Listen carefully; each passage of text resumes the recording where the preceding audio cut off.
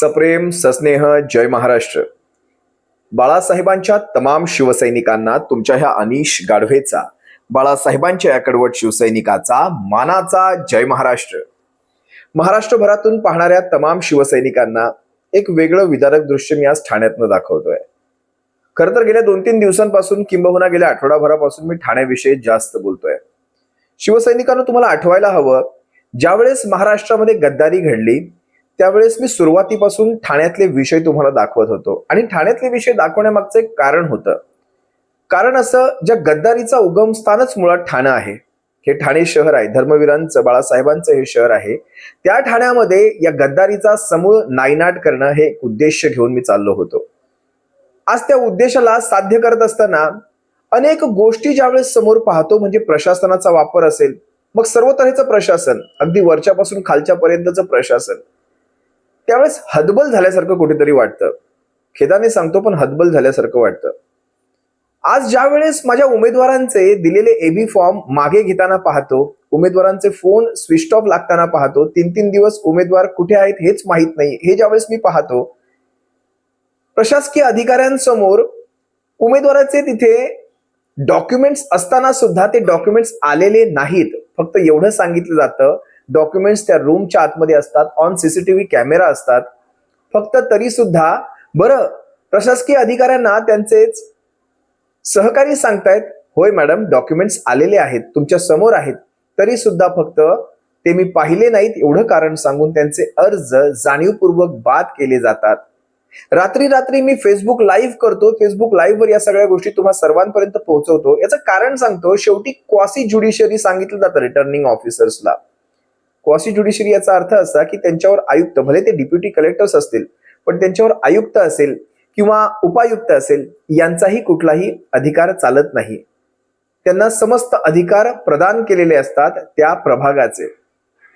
मग अशा quasi judiciary समोर तुम्ही जर आवाज जरी उंचावून बोललात तरी तुमच्यावर 4-5 केसेस फेकून मारतील. आता मला सांगा, जर ह्या 4-5 केसेस अंगावर घेऊन फिरायचं, मग त्या केसेस सोडवत बसायचं की आपल्या उमेदवारांचे प्रचार करायचे? ह्या विवंचनेत असताना सुद्धा ते बाळासाहेबांचे विचार आणि बाळासाहेबांचे ते मनगटी बळ, ते बाळासाहेबांचे मनगटी बळांचे विचार ते सुद्धा डोक्यापर्यंत येतात. आणि कुठेतरी विचार करतो की काय करावं या अशा परिस्थितीमध्ये. संयम सोडून द्यावा, इथूनच्या ऐवजी इथून लढाई करावी का? कधी कधी हा सुद्धा विचार मनामध्ये येतो. मग त्यानंतर कळतं की अरे ह्याच्यात घुसलो तर मग माझ्या उमेदवारांचे प्रचार कोण करणार?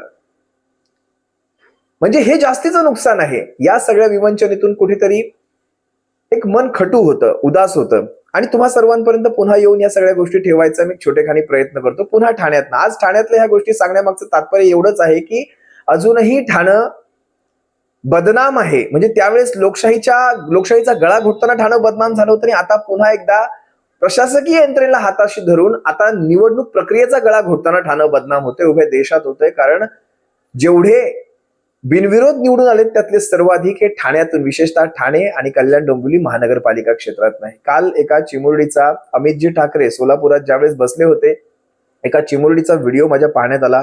अक्षरशः मन हे लावलं. त्या चिमुरडीचं वय मला वाटतं साधारण तिच्याच वयाची माझी देखील मुलगी असेल. मला वाटतं 4-5-6 वर्षांची ती चिमुरडी, त्यापेक्षा जास्त नसावी, 5 वर्षांच्या आतली. ती अमितजी ठाकरेंसमोर हात जोडते, म्हणते, साहेब मी तुमच्या पाया पडते, मला माझे बाबा आणून द्या, माझे वडील आणून द्या.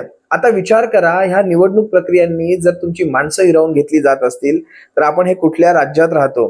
हे महाराष्ट्र आहे. मी कुठल्याही राज्यांची आता तुलना करणार नाही, कारण इतर राज्य ज्यांची आपण पूर्वी तुलना करायचो ती राज्य आता खूप सुधारलेली आहेत आणि महाराष्ट्र आता देशामध्ये उदाहरण होत चाललेलं आहे. खेदाने नाही, दुर्दैवाने लाज येईल अशा पद्धतीने हे सांगावंसं वाटतं. मी अमितजी ठाकरेंचा तो व्हिडिओ दाखवतो आणि त्यातली ती मुलगी दाखवतो.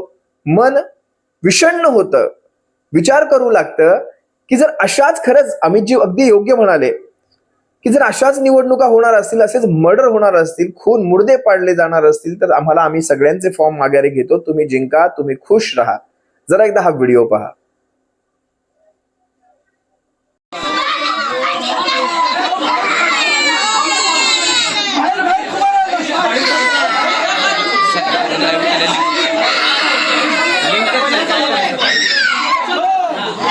भूमिका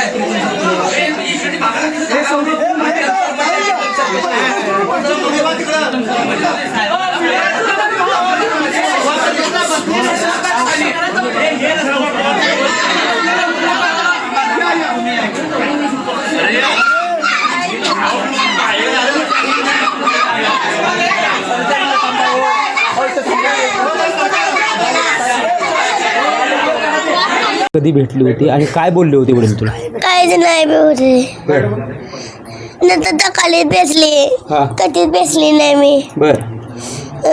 पप्पा दाखवून गेला माझा. पाणी मिळाली, तोंडावर तोंडावर पाणी मारलं पप्पाच्या मिरचीचं. बर.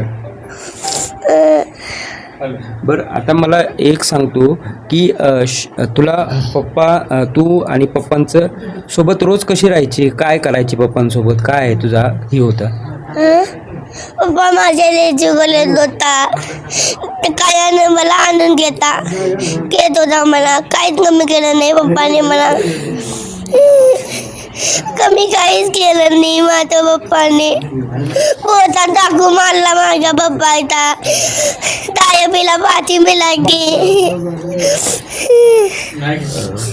हे जे अश्रू आहे त्या बिनविरोध निवडणुका महाराष्ट्राला लागलेला एक शाप, लोकशाहीला लागलेला एक शाप. अशा प्रकारचे आता विद्यार्थ्यांना निबंध लिहायला सांगायला पाहिजेत.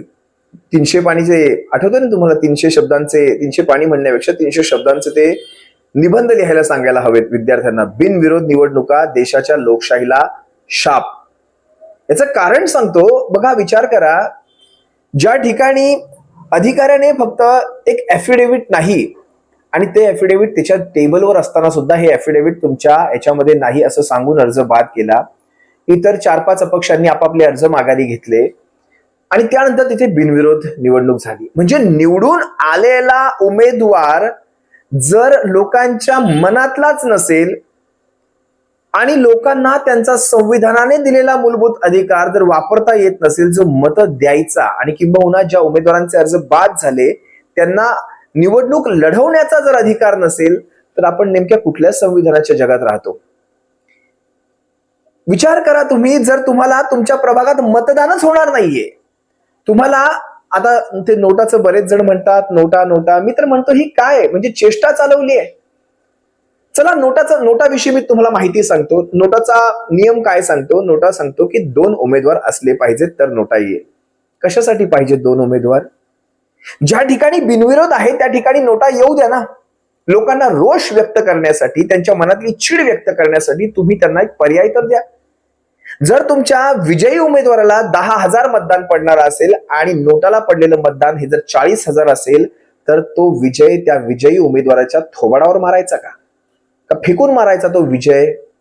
अशा ठिकाणी स्पष्टपणे आयोगाचे नियम बदलले गेले पाहिजेत. अशा ठिकाणी आयोगाने स्पष्टपणे नियम टाकले पाहिजेत. जर नोटाचं मतदान विजयी उमेदवारांच्या विशिष्ट टक्क्यांच्या जास्तीचं गेलं तर तिथे पुनर्निवडणूक होईल. अशा प्रकारचे नियम घातले गेले पाहिजेत. किंबहुना तसं नसेल तर अशा ठिकाणी प्रशासकीय अधिकारी कारभार सांभाळेल. याचं कारण असं, लोकांना विजयी उमेदवार आवडलेला नाही. प्रशासन कारभार सांभाळेल, मग आयुक्त असेल, उपायुक्त असेल, जे काही असेल ते जे काही नियम बनवतील ते बनवतील, पण विजयी उमेदवार तो कारभार सांभाळणार नाही. याचं कारण प्रशासन हाताशी धरून पैशाच्या दबावावर, दणकट कार्यकर्त्यांच्या दबावामध्ये जर तुम्ही गुंडशाही करून जर तुम्ही उमेदवारांचे अर्ज मागे घेणार असाल तर तो जुना काळ आठवतोय तुम्हाला? त्यामध्ये हिंदी चित्रपटांमध्ये ते डायलॉग असायचे. कोर्टाचे सीन आठवा, कोर्टाचे जुन्या काळातल्या. त्यामध्ये असायचं, एखादा खुनी गुंडा ज्यावेळेस कोर्टामध्ये उभा असायचा त्यावेळेस त्याच्या विरोधात एकही साक्षीच यायचे नाही कोणी.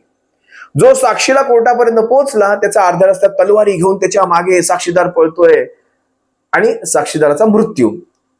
मग लगेच जज म्हणणार, अरे कोणी आलेलं नाही, कोई गवाह सबूत वगैरह आया नहीं, तो तमाम सबूत और गवाहों को मद्देनजर रखते हुए अदालत हिरो को फाशी. और ते काळे काळे गुंडे असायचे बघा, असे टकलेशे काळेशे गुंडे असायचे आणि त्या अशा ज्या म्युझिक लागायचे त्याच्या मागे. तो मला काळ आठवायला लागला. आज मला बऱ्याच मीडिया विचारतात की काय मग त्या उमेदवारांना तुम्ही आमच्या समोर बसवणार का? अरे ते उमेदवार 3-3 दिवसांपासून गायब आहेत, त्यांना तुमच्या समोर काय बसवायचं? आमचा बिनविरोध निवडणुकांना कधीही विरोध नाही. बिनविरोध निवडणुका कधी व्हायच्या माहितीये? ज्यावेळेस एखाद्या उमेदवाराचं निधन व्हायचं, जिंकून आलेल्या उमेदवाराचं निधन व्हायचं आणि त्याच्या परिवारातील लोक शोकमग्न असायची, अशा वेळेस त्याच्या परिवाराला पुन्हा त्या निवडणुकीच्या प्रक्रियांचा त्रास नको किंवा त्या प्रभागाला त्या प्रक्रियांचा त्रास नको म्हणून तिथे बिनविरोध व्हायचं. ही महाराष्ट्राने संस्कृती जपली, आजवर जपली, पण आता तेही घडताना दिसत नाही. कारण सन्मान्य रमेश टटके ज्यावेळेस अंधेरी पूर्वेचे आपले आमदार वारले त्यावेळेस तिथे सुद्धा बिनविरोध केली गेली नाही, तिथे निवडणूक लादली गेली. असो, मशालीने पहिला आमदार निवडून काढला होता, जे काही असेल तो विषय नाही. दुसरं, बिनविरोध कधी व्हाव्यात, सन्माननीय व्यक्तिमत्व असावीत. उदाहरणार्थ अब्दुल कलामांसारखी व्यक्तिमत्व असतील, तिथे समोरचं व्यक्तिमत्व इतकं सन्माननीय आहे की त्याच्या विरोधात उमेदवार देणं म्हणजे त्या व्यक्तिमत्वाचा अपमान आहे. जसं अटल बिहारी वाजपेयींसारखं एखादं व्यक्तिमत्व असावं, अशांच्या ठिकाणी व्हाव्यात ना बिनविरोध. पण हे गुंडे, पाळलेले गुंड्यांच्या विरोधात तुम्ही बिनविरोध, नवल वाटतं मला. ह्या अशी लोकशाही जर आपण आज हे पेव जे कॉर्पोरेशन मध्ये, महानगरपालिकांमध्ये घुसतंय, हेच पेव जर तुमचं ग्रामपंचायतींना, हेच पेव तुमचं नगर परिषदांना, भविष्यात ते विधानसभांना आणि नंतर ते लोकसभेला जर घुसलं तर भविष्यात जिथे कायदे मंडळ आहे, जे सर्वोच्च कायदे मंडळ आहे, तिथे तुमचं काहीच चालणार नाही. सारेच्या सारे बिनविरोध बसलेले असणार. एखादा उद्योगपती हाताशी धरायचा, प्रत्येकाला 100-100, 200-200 कोटी रुपये वाटायचे आणि मग आहे ना, मग लाखोंचं बजेट तुमच्याच हातामध्ये. देशाचं जे लाखो करोडोंचं बजेट आहे ते तुमच्याच हातामध्ये असणार. हे जर अशा, मी जे म्हणतोय ते बारीकीने ऐका. आपण मला कुठल्याही शहरातनं पाहत असाल, जर शिवसैनिक असाल तर तुम्ही समजू शकता, पण शिवसैनिक नसाल, तुम्ही कुठल्याही विचारधारांचे असाल, माझ्या विचारांशी तुमचा विरोध असू शकतो, पण माझ्या ठेवलेल्या मुद्द्यांशी तुमचा विरोध कसा असेल? आणि जर असेल तर तो तुम्ही कमेंटमध्ये व्यक्त नक्कीच व्हावा की तुमचा हा मुद्दा आम्हाला पटत नाही, हा मुद्दा आम्हाला पटत नाही. सांगावं. ते न पटणारे मुद्द्यांवर सुद्धा मी विचार करेल. पण अशाच प्रकारे आज बघा, शेवटी ओल्याबरोबर सुक सुद्धा जळतं, सुक्याबरोबर ओलं सुद्धा जळतं. आज जे सुपात आहेत ते आनंदित आहेत, जे जात्यात पडलेत, भरडले जात आहेत, ते रडतायत. तुम्ही सुपामध्ये आहात. आज तुम्हाला वाटतंय जात्यातले रडतायत, रडू दे. आज आम्ही रडतोय, रडू दे. उद्या तुम्ही सुपातून जात्यामध्ये पडणार आहात आणि तुमची सुद्धा रडण्याची किंकाळी तेवढीच मोठी असणार आहे. हे सुद्धा तुम्ही लक्षात घ्या. आज हा जो प्रकार चालला आहे कोणालाच सोडणार नाहीये. हा प्रकार सर्वांना घेऊन डुबणार आहे. शेवटी भविष्यातल्या होऊ घातलेल्या पिढ्या, या लोकशाही देशातल्या ह्या पिढ्या, ह्या हुकुमशाही देशात गेल्यानंतर तुम्हाला माहिती आहे, नॉर्थ कोरियामध्ये सुद्धा निवडणुका लढवल्या जातात की, पण त्या निवडणुकांच्या त्या बॅलेट पेपरवर फक्त एकच चिन्ह असतं, त्याच्यावर ठपका मारणं हे गरजेचं असतं, ते दाखवून मारायचं असतं. या अशाच प्रक्रिया आपल्याकडे होणार. समोर बसलेला असणार कमळाचा, दाब रे कमळावर ठपका टाक, आणि एकच चिन्ह. उमेदवारी तुम्हाला निवडणूक मतदान केल्याचं सुख तुम्हाला मिळणार आहे. या असल्या मतदानाचा काही उपयोग आहे का? विचार करा ह्या सगळ्या गोष्टींचा.